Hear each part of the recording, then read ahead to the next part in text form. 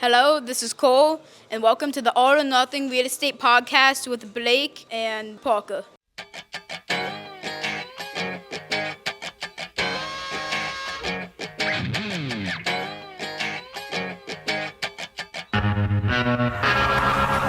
Well, I'm packing up my game and I'ma head out west.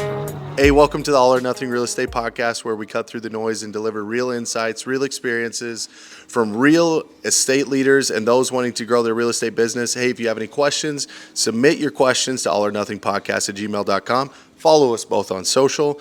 And if you find value in the show, share the show. If you think somebody that needs to hear this, share the show with them. So, Parker, we are in New York City, getting ready to head home. Yeah, What a couple days. that was awesome. It was so much fun. First of all, let's just say thank you to our three guests here. Yes, absolutely. We're We have sitting an in the- audience here We're today. sitting in the Delta Sky Club. We've got Cole. We have somebody new here. What's your name? Graydon? Graydon. Josh, that's right. Josh, Graydon, and Cole came up to us and said hi. And you Asked- guys are from Connecticut? Yeah, here, you guys can. That's what you we're can doing. wave. You can wave. They're going out to Colorado to ski Copper Mountain They're going skiing. on a dad-son trip. It's going to be an absolute blast. Oh, it's great. I love that. Yeah, so pretty cool. I mean, we're sitting here reflecting on the last few days and what we just got the opportunity to do. We got to ring the opening bell at the Nasdaq with eXp Realty, which was a once-in-a-lifetime opportunity. I was just going to say that once-in-a-lifetime opportunity. One of the best trips I think I've ever been on.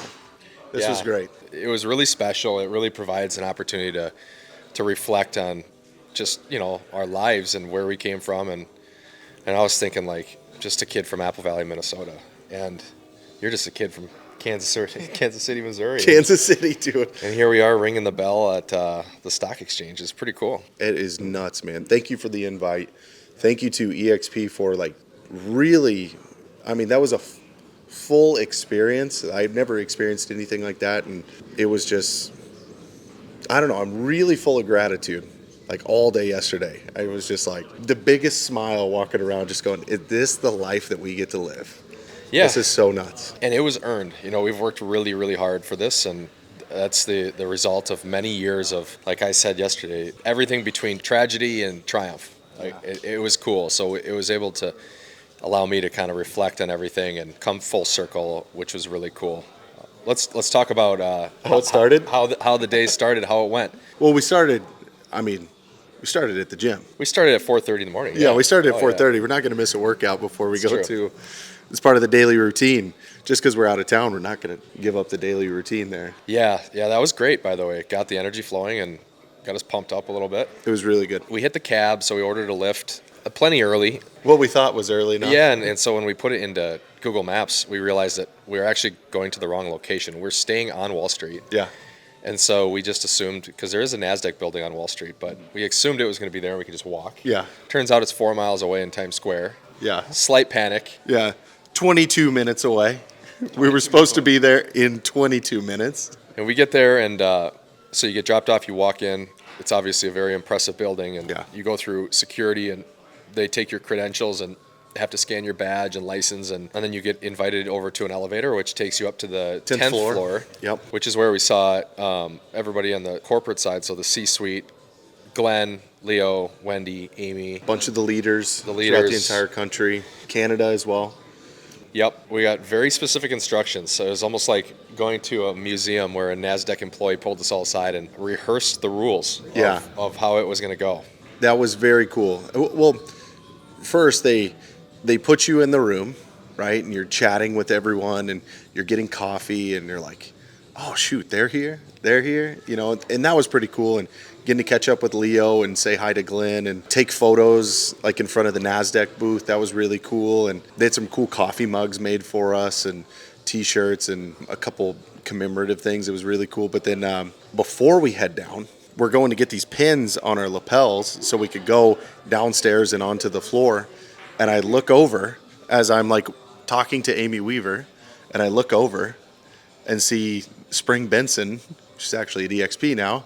Yeah. I go, what's Spring doing here? Yeah, what's Spring doing here? And you're like, dude, this is EXP. Yeah. She's joining. I'm like, holy moly. I'm like, wait, is this part of the announcement? What are you doing here? And she's just like, I don't know. You'll have to wait and see. And And it all clicked. I'm like, what the heck? That's huge. Spring is the number one team for Real Broker, and Formerly.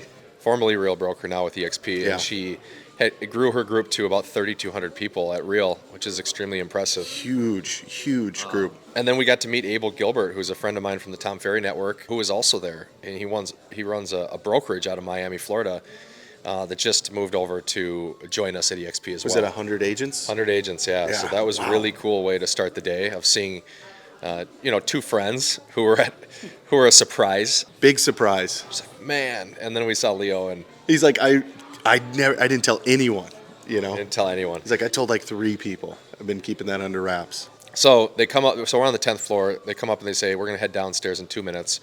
We go down to the second floor, I think so. which is the broadcast room. So you walk in and you see all of the computers lined up, just like you would expect in the stock exchange, and a lot of people behind the scenes. And then you see the media, who's microphones and cameras and lights and Huge production. huge production. Yeah. And then we're getting kind of like, escorted and pushed around into the spots that we need to go to. And then all of a sudden, I think it was the vice president of Nasdaq comes up. The president. Or of president? Nasdaq. Yeah. Comes up and says, hey, we're going to hit the air in 3 minutes. Here are the instructions. Here's what's going on. Yeah. They had full-on producers saying like, hey, you have 3 things you need to do. 1, I forget what she said, but 2, have enthusiasm, and 3, you need to clap, those type of things. And when that president hit the floor, he said some really nice things about the company, and that was a really cool experience getting to have him there and just talk about the company and the things that rolling out for the future. The next hour was kind of a blur because it went so fast, but everybody joins Leo and Glenn at the podium, and I, being the tallest one in the room, go right in between Leo and Glenn. No, you started a little on the left. You started a little on the left, and I'm like, nah, go over a little bit more, get right in the center. The only spot was literally right between the two heads. And I don't typically like to be front and center, but I was front and center, so you can see that in the photos and the stuff that we've posted on social. And then we're on the other side of the camera, which is wild to see the production of Nasdaq on the other side of the camera, too. I mean, that was 15 minutes or so. Yep. And they said, let's go upstairs. And we went back to the 10th floor where everyone was celebrating and clapping and, really just enjoying and taking in the moment, which was we just opened the stock market, right? Yep. Grabbed our coats, went downstairs, ran across the street to Times Square. They gathered us all up. They had the photographers, the videographers, and then behind us in Times Square, they were rolling like the graphics and the videos of everything that we just shot. Literally like 5 minutes before. Yeah. And you look up there and you see your face on the massive billboard. I'm getting like goosebumps. It was cool. Right now, yeah, it was very cool. Massive picture. And then we saw our wives too. Yeah. Kathy and Melissa ran out, which was really cool. We gave them hugs. We took a few photos, and it was very cold. I won't forget how cold it was, actually. It really was. And we, being from Minnesota, everyone was like, this must be really warm for you guys, huh? We're like, that's still really cold. Still really cold. And yeah, we didn't wear our coats down here. We're the 2 guys from Minnesota. Yeah, they're the ones without the coats right now. But then we went inside and went upstairs. And this was probably the whole day was great, but I loved this next part of getting to, first, Leo talking about, or they did a Facebook Live for the entire company. A broadcast, yeah. Yeah, broadcast for the entire company, 85,000 agents globally, talking about some of the new programs that we're rolling out, talking about the vision for the company, and we've got some really cool tools and things that they're equipping the agents with, and it's exciting to be a part of it. And Wendy did that, and then Leo came up, and Leo just dropped the mic on everybody. It's like, we're going to win bigger than we ever have before. It's 2.0. 2.0, EXP 2.0. From there, we had lunch, and then we had a mastermind from 1 until 3. That was, I would say, it was a room of like 60, 70 people, but yeah, some of the people in that room were, the biggest producers at the company, some of them the biggest names in real estate. Yeah, I would agree. The coolest part is we got to share the stage together and talk about the things that we're doing at home with Pemberton Homes and how we became the #1 team at the country for or at EXP Realty 4 homes closed. It's crazy. And I feel like we knocked it out of the park.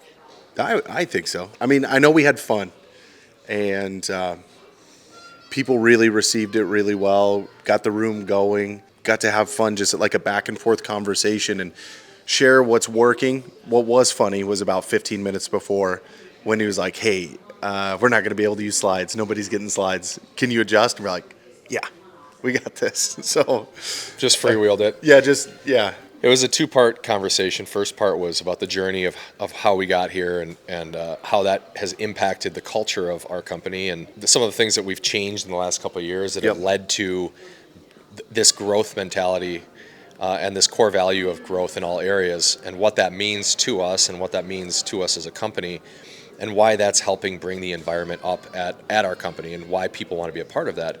And then part two, Blake talked about kind of the 6 pillars of our growth strategy inside Pemberton Homes. So some of the systems and processes that we're using to find the best agents. Talked about some of the numbers and the cadences of how many people we interview, what we look for, avatar of agent, how many we're bringing on per month, and how that impacts the bottom line as we've scaled this company.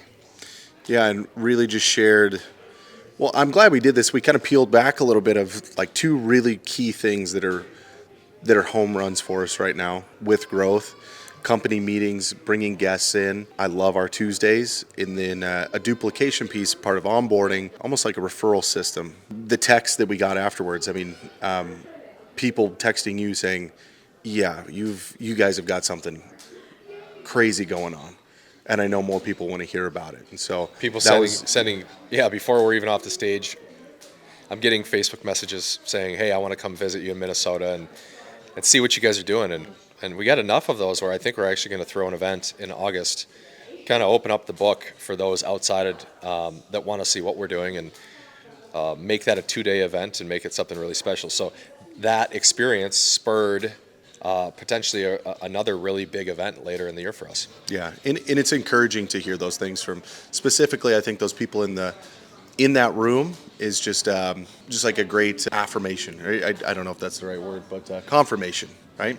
After that, Spring and Justin kind of finished the day off, and they did a great job. It was great to hear their story, why they came over. I think the biggest thing that stuck out to me was the fact that she said, we are really successful at what we're currently doing. However, what got us here isn't going to get us to where we want to go. It's so good. We need to level up the room, the level of people that we're around.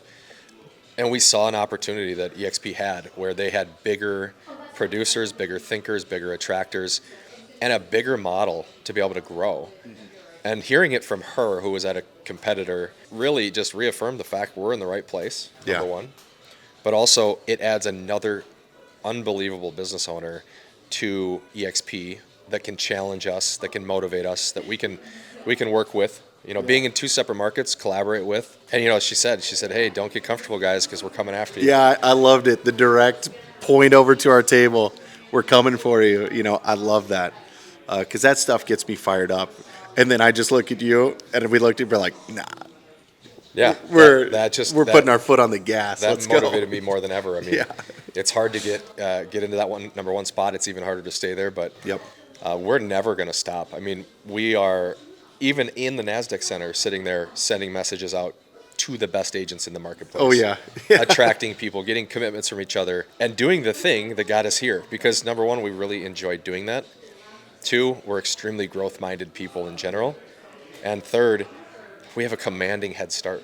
Yeah. And a huge advantage, which I'm very proud of. I mean, it's been 8.5 years of building to get to this point, but that motivated me to keep going. We were literally 5 minutes ago locking down onboarding forms, recruiting people, getting new tech started with us, and we got 2 commits sitting in a restaurant in the terminal. Yeah.